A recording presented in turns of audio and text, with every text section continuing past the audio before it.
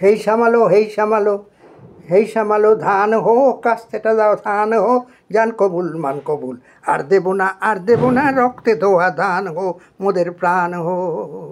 তেভাগা আন্দোলনের পটভূমিকায় গণনাট্য সংঘের সদস্য ও বহুমুখী প্রতিভার অধিকারী অমর শিল্পী সলিল চৌধুরীর লেখা সুর দেয়া এই গানটা গেয়ে বামফ্রন্ট সরকার তথা সিপিএম এই বাংলায় রাজনৈতিক ক্ষমতা দখল করেছিল।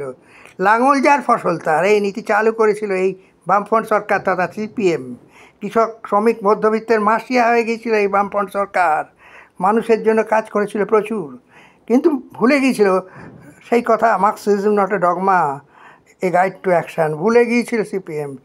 শ্রমিক কৃষক মধ্যবিত্তদের আন্দোলনকে সামনে রেখে শিল্পায়নের কথা চিন্তা করেনি সেদিনের মার্ক্সবাদী কমিউনিস্ট পার্টি।